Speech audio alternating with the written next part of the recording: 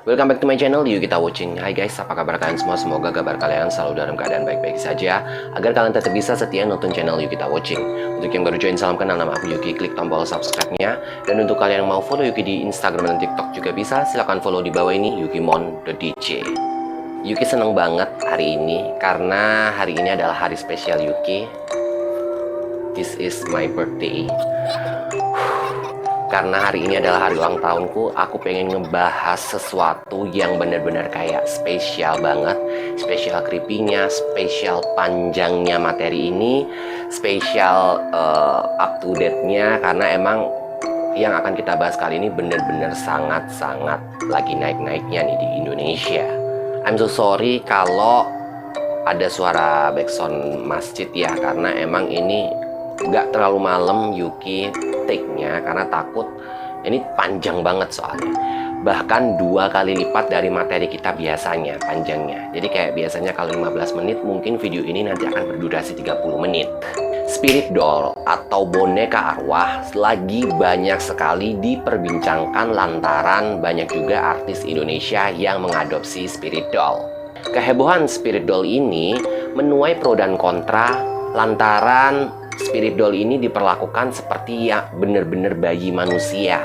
Pada hari itu sepertinya menjadi hari spesial untuk pertemuan 2 orang ternama. Di sebuah kawasan Bintaro, mereka berdua mengobrol sembari kayak memangku spirit doll mereka. Dalam rekaman yang berdurasi sekitar 29 menitan di channel YouTube Pak Gun, mereka merasa nggak canggung sekali untuk memamerkan kasih sayangnya kepada bayi mereka. Dan kalau kalian udah lihat podcastnya, itu di situ tampak dekapannya mereka tuh kayak bener-bener gendong bayi. Nah, di sini Ivan Gunawan bersama dengan Baby Ekel. Ini bukan kali pertamanya Ivan Gunawan memamerkan Baby Ekel atau Miracle Putra Gunawan ke publik. Sebelumnya Ivan Gunawan juga pernah memposting di Instagram sebagai kelahiran Baby Ekel pada pertengahan Desember 2020 kemarin. Kemudian dia kayak lebih sering gitu memposting aktivitas bareng Baby Ekel dan juga bayi satunya lagi yang bernama Marvelous. Sekilas memang tidak ada hal yang ganjil dan juga aneh. Ivan Gunawan dan juga Furi di situ memperlakukan bayinya dengan sangat-sangat manis. Namun di sini apakah kalian sadar bahwa Baby Ekel dan juga Baby M bukanlah bayi sungguhan? Kalian boleh percaya boleh tidak, tapi di sini Ivan Gunawan benar-benar memperlakukan Baby Ekel seperti layaknya bayinya sendiri. Mungkin bagi orang lain Baby Ekel ini ya seperti boneka biasa, namun tidak dengan Ivan Gunawan. Dia menganggap Baby Ekel itu seperti bayi dia sendiri. Jadi kayak benar-benar disayangi banget sama Ivan Gunawan. Ivan Gunawan lebih suka menyebutnya Baby Ekel ini seperti bayi asuh. Ketika banyak orang yang bilang halusinasi, gila atau apalah, namun Ivan Gunawan tetap nggak peduli. Karena menurutnya spirit doll ini memang bukan sembarang boneka, gengs. Konon spirit doll itu memang benar-benar memiliki jiwa. Makanya kebanyakan orang yang memiliki spirit doll itu gak pernah menganggapnya yaitu hanya sebuah benda aja. Dan selain itu, spirit doll juga menyimpan banyak sekali kisah misteri yang pasti bakal kalian akan bertanya-tanya. Jadi tak usah berlama-lama, let's start. I scream, you scream, Yukita Horror.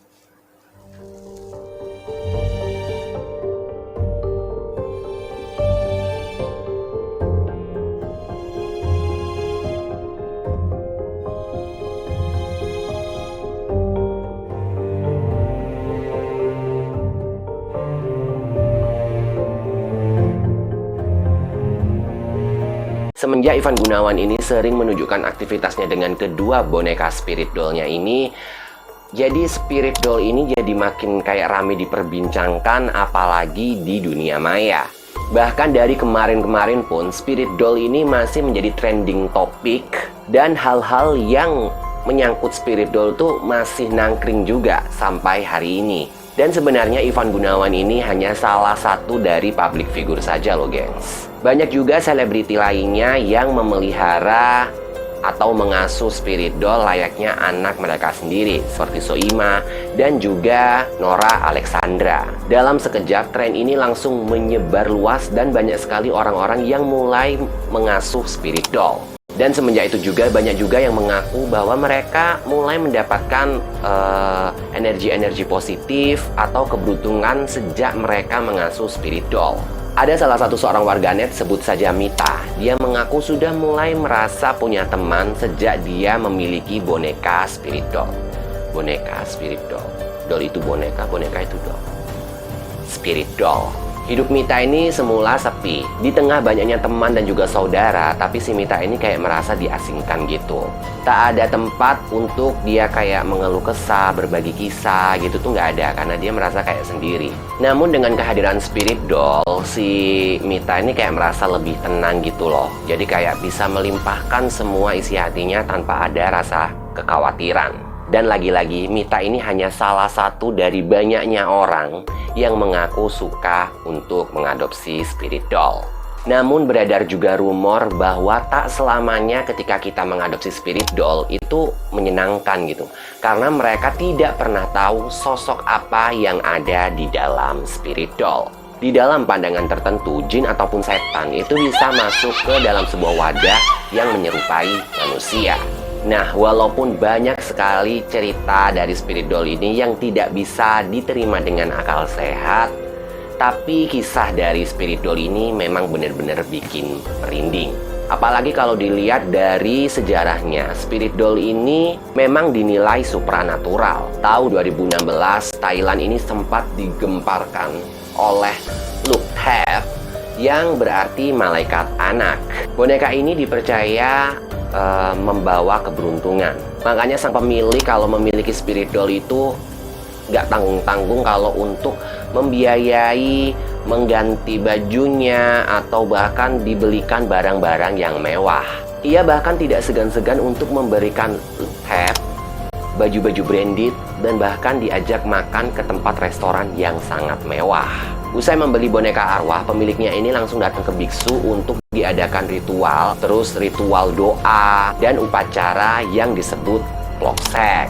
Seorang pembeli berbicara kepada wartawan BBC, doa-doa tersebut itu untuk memberkati Look Tap agar membawakan keberuntungan kepada pemiliknya. Namun, ritual ini memiliki cerita di baliknya. Menurut orang Thailand, ritual ini dilakukan untuk menghidupkan boneka tersebut agar roh menghuni dan memberinya jiwa. Julia English adalah pembuat boneka dan juga membuka kelas untuk kepada mereka semua yang ingin membuat spirit doll mereka sendiri. Kepindahannya ke hutan membuat awal mimpi Julia ini membuat boneka spirit doll.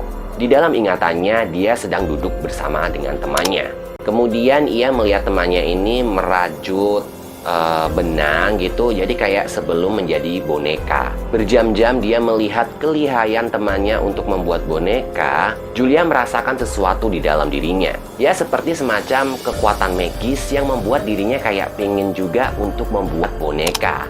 Setiap proses pembuatan boneka arwah ini mempunyai makna bagi Julia sendiri. Merajut benang dan juga serat seolah ibarat membagikan rahasia kepada boneka yang akan dia buatnya.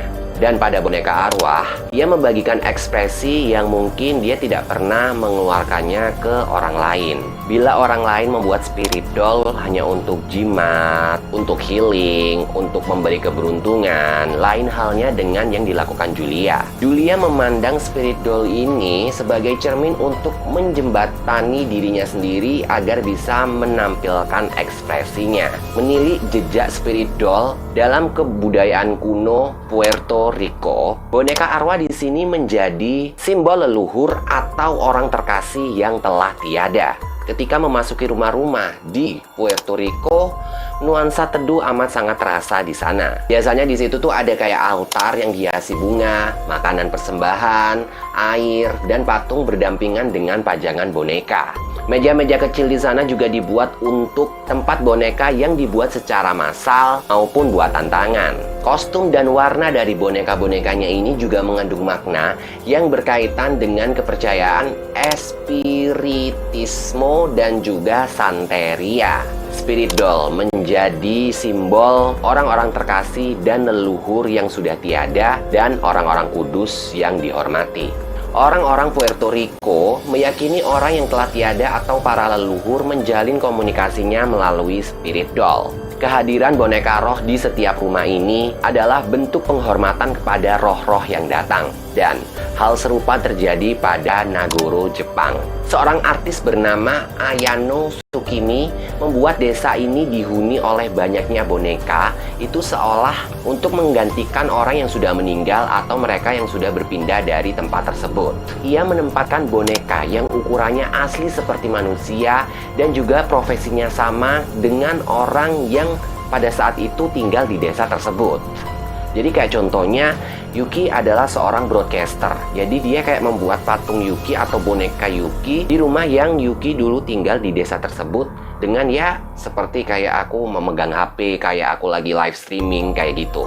Dan di sini entah dihuni atau tidak, boneka-boneka yang digunakan untuk menarik perhatian turis itu malah terlihat menyeramkan. Bagaimana menurut kalian tentang boneka spirit doll ini? Spirit doll ini kalian bisa tuliskan di kolom komentar. Next, dan dari narasi yang panjang tadi, kita saatnya untuk mengupas tuntas fakta-fakta tentang spirit doll. Fakta yang pertama adalah asal-usul spirit doll.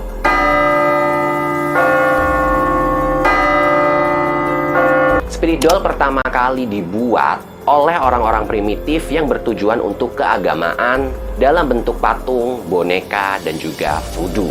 Benda-benda ini kemudian diakuisisi untuk bertujuan yang berbau mistis. Misalnya seperti di Roma, boneka kerap kali dilibatkan dalam ritual magis sebagai media agar ia bisa terhubung dengan dewa dan juga dewi. Di Mesir, para mistikus juga menggunakan boneka untuk upacara keagamaan, pelepasan spiritual, atau mengutuk seseorang. Di daerah Afrika, boneka atau patung dianggap sebagai kekuatan perwujudan roh yang dapat menyembuhkan atau melindungi. Dan selain dari daerah-daerah tadi, itu masih banyak banget yang menggunakan boneka sebagai aktivitas spiritual dengan cara yang berbeda-beda. Menurut kalian bagaimana tentang asal-usul boneka spirit ini? Kalian bisa tuliskan di kolom komentar. Next, fakta selanjutnya adalah spirit doll dan pengobatan.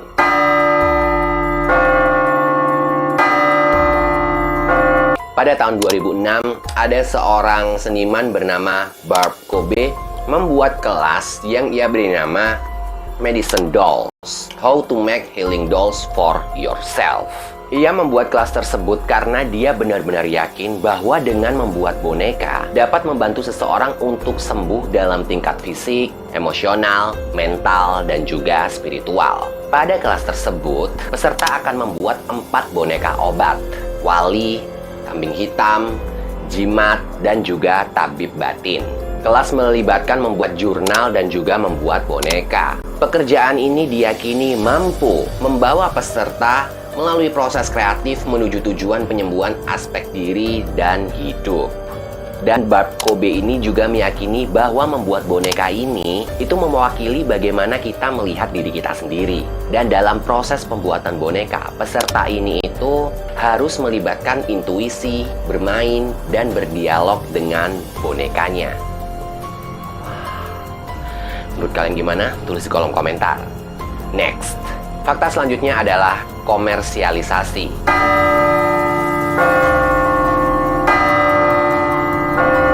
Film-film yang melibatkan boneka seperti Annabelle membuat banyak orang mencari boneka dengan kekuatan supranatural. Boneka-boneka ini memiliki daya tarik yang tidak dimiliki boneka biasa karena boneka bernyawa seperti ini membutuhkan bukti setidaknya dari sebuah cerita agar dapat meyakinkan para calon pembelinya. Spirit doll pada mulanya dijual oleh pengguna anonim yang dijual di situs-situs seperti eBay, Amazon, Etsy, dan situs lainnya. Penjualan spirit doll ini sering disertai dengan cerita tentang sejarah boneka dan fenomena paranormal. Dan dari segi harga saja, spirit doll ini jelas jauh lebih mahal dari boneka-boneka biasanya. Bagaimana pendapat kalian tentang boneka spirit doll ini? Kalian bisa tuliskan di kolom komentar. Next, fakta selanjutnya adalah spirit doll yang terkenal.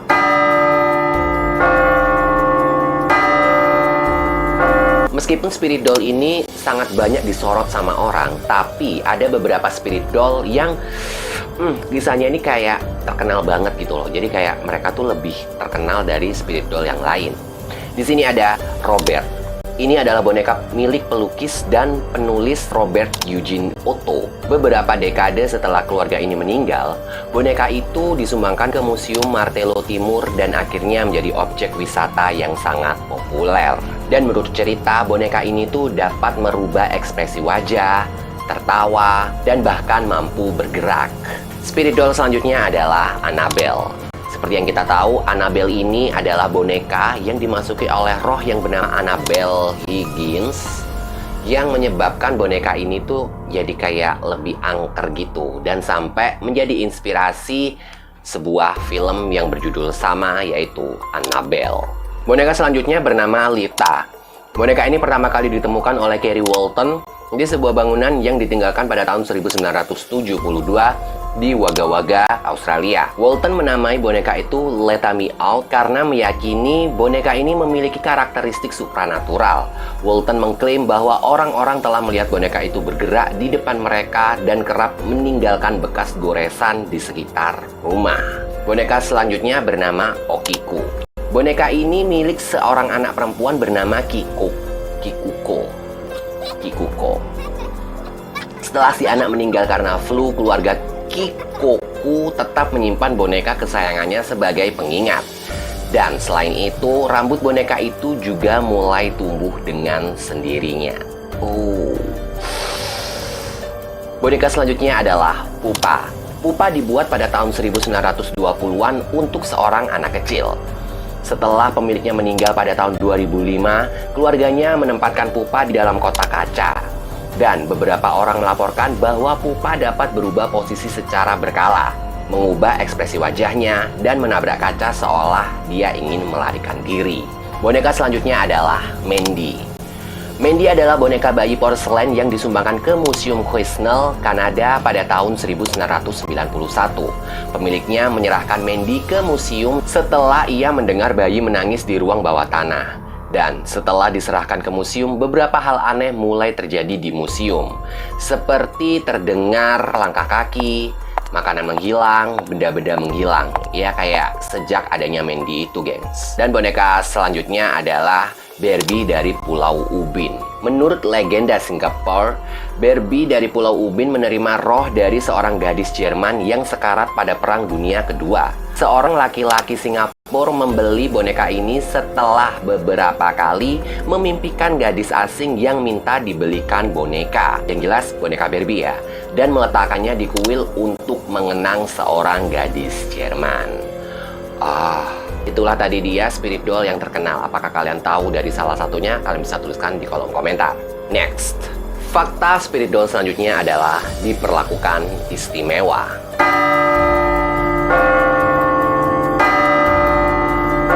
Oleh sebagian orang, spirit doll ini diyakini dihuni oleh roh-roh yang menawarkan bantuan dan juga bimbingan. Dan sebagai gantinya, pemilik spirit doll harus memberikan penghormatan kepada spirit doll-nya. Pemilik spirit doll perlu memberikan persembahan seperti buah, bunga, makanan, dupa, atau minuman keras. Mereka meyakini bahwa saat berinteraksi dengan boneka, seseorang mungkin mengalami perasaan berbeda yang juga bisa menandakan bahwa boneka itu menginginkan persembahan tertentu. Ya kalau fakta yang ini emang Yuki udah tahu sih, jadi kayak diperlakukan spesial banget gitulah ya, kayak diperlakukan seperti tadi anaknya sendiri. Kalau menurut kalian gimana? Tulis di kolom komentar. Next, fakta selanjutnya adalah sempat menjadi tren di Thailand dan dianggap membawa keberuntungan.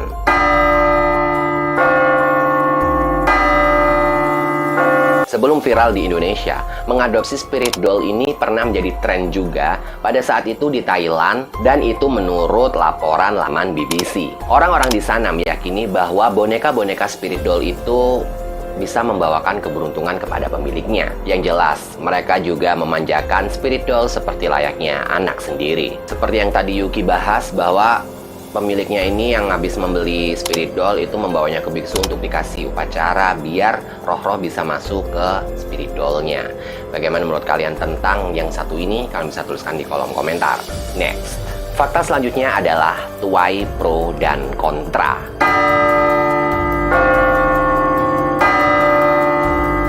Tren mengadopsi spirit doll ini menuai pro dan kontra di kalangan negara Indonesia. Ada yang berpendapat bahwa boneka tidak seharusnya diperlakukan seperti layaknya manusia. Selain itu, keyakinan spiritual yang dilakukan kepada spirit doll ini dinilai bertentangan dengan ajaran agama. Ada juga yang beranggapan bahwa daripada kamu memberi spirit doll yang sangat mahal itu, mending uangnya dilakukan yang lebih bermanfaat seperti contohnya bersedekah. Pasalnya di sini yang seperti kita tahu bahwa harga spirit doll ini nggak main-main. Juga tak jarang pemilik spirit doll ini memperlakukan spirit dollnya dengan ya seperti manusia gitu, dibelikan brand-brand yang mahal, terus dikasih makanan yang mahal. Tapi jujur sih, untuk beli pampersnya boneka aku ini aja kayak 100.000 tuh cuma dapat 6 loh. Jadi dia ini kayak punya pampers gitu guys. Tuh, karena dia boneka baby alive yang bisa pipis, bisa pup.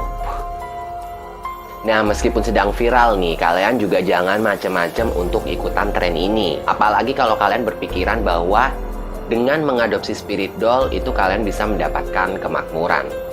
Kalian setuju? Tulis di kolom komentar. Next.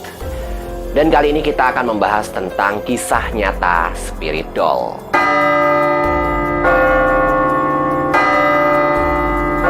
Nah, ini kita mulai membedah satu persatu spirit doll yang tadi yang Yuki sebutkan.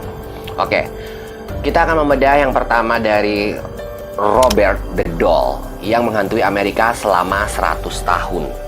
Nah, boneka ini sudah menghantui para pemiliknya dari tahun 1904. Pemilik pertamanya bernama Robert Eugene Otto yang mendapatkannya dari seorang yang konon suka melakukan ilmu hitam voodoo. Boneka ini pun diberi nama sama dengan dirinya, Robert the Doll, dan selalu dibawanya kemana-mana. Boneka ini awalnya lebih menyeramkan karena memiliki make up bagaikan badut dan rambut yang terdiri dari rambut manusia asli. Keanehan dan teror tersebut terus berlanjut sampai Eugene beranjak dewasa. Dan bahkan istri Eugene meninggal dalam kondisi yang tidak wajar, setelah sebelumnya sempat dirawat di rumah sakit jiwa akibat teror yang dialaminya. Eugene, sang pemilik, meninggal dunia pada tahun 1976. Namun tempat di mana Robert the Doll berada terus mengalami kejadian-kejadian aneh, seperti suara langkah kaki maupun kerusakan tanpa sebab pada ruangan dan barang di sekitarnya. Akhirnya karena tak tahan, pemilik rumah yang terakhir mengirim boneka itu ke sebuah museum di Fort S. Martello, Florida. Sampai sekarang boneka tersebut masih berada di sana. Jadi kalau kalian kayak pengen lihat boneka Robert, kalian bisa liburan ke sana. Kalau aku sih, no. Next. Nah, selanjutnya ini boneka Mandy, si boneka hantu anak-anak. Mandy adalah boneka porselen yang telah berumur 90 tahun lebih. Wow. Di mana boneka ini dibuat di Jerman atau Inggris pada tahun 1910 atau 1920. Pemiliknya saat itu sering mendengar tangisan di tempat Mandy disimpan. Jendela pada tempat itu juga terbuka seolah-olah ada yang berusaha untuk keluar. Boneka ini akhirnya diberikan ke Museum Queensell di Kanada. Setelah itu tangisan pun berhenti. Namun, museum ini akan mengalami kejadian aneh yang berbeda sejak adanya Mandy. Saat pertama kali Mandy disimpan di museum, Mandy tidak disimpan di dalam kotak kaca seperti pajangan museum pada umumnya. Pegawai museum ini sering mendapati gangguan mistis bahwa makanan mereka sering hilang dari kotak makannya. Bahkan terdengar bunyi langkah kaki saat tidak ada orang di dalam ruangan. Akhirnya Mandy disimpan di dalam kotak kaca yang terkunci di dalam ruangan kosong. Selanjutnya ada boneka yang menggores pemiliknya. Sebuah kasus yang baru saja terjadi di Inggris pada tahun 2017. Oh, baru ya berarti. Kisah sebuah boneka yang dilaporkan bisa hidup dan menyerang pemiliknya. Debbie Merrick adalah seorang ibu rumah tangga dari Rotherham, Inggris. Dirinya melaporkan bahwa boneka yang baru dibelinya ini menyerang suami dan juga dirinya. Boneka Cina yang berbentuk wanita dengan gaun putih ini menyerang dan menggores pasangan ini sampai benar-benar berbekas, gengs. Nah, karena takut, Debbie lantas menjual boneka tersebut lewat eBay, di mana disebutkan bahwa boneka ini berhantu pada deskripsinya. Oh, jadi dia menjualnya secara jujur ya, nggak menipu pembelinya. Dan boneka yang terakhir adalah Okiku, si boneka Jepang berambut panjang. Boneka misterius dari Jepang ini dihantui oleh arwah dari seorang gadis cilik yang dulu sering memainkannya. Boneka ini dinamakan Okiku seperti nama sang gadis pemiliknya. Boneka ini berukuran 40 cm dengan baju kimono khas Jepang. Konon, di tahun 1918, seorang bocah berumur 17 tahun bernama Eikichi Suzuki sedang bermain ke Sapporo dan kemudian membeli sebuah boneka untuk diberikannya ke adiknya yang berumur 2 tahun. Adiknya itu bernama Okiku yang memainkan boneka itu sampai bisa dibilang tak terpisahkan. Nah, hingga dirinya meninggal secara mendadak setahun kemudian akibat penyakit demam yang aneh. Keluarganya sangat merasa kehilangan, sehingga mereka menempatkan boneka kesayangan Okiku ini di sebuah altar dan terus mendoakan Okiku lewat bonekanya ini. Tak lama kemudian mereka menyadari ada keanehan pada boneka ini. Mereka menemukan bahwa rambut boneka ini tumbuh panjang layaknya rambut seorang gadis yang normal. Meskipun rambutnya dipotong, maka rambut boneka ini akan terus tumbuh. Menurut penelitian, rambut dari boneka ini memang rambut manusia betulan, dan jika diteliti lebih dalam, rambut boneka Okiku ini sama dengan rambut anak perempuan yang berusia 3 tahun.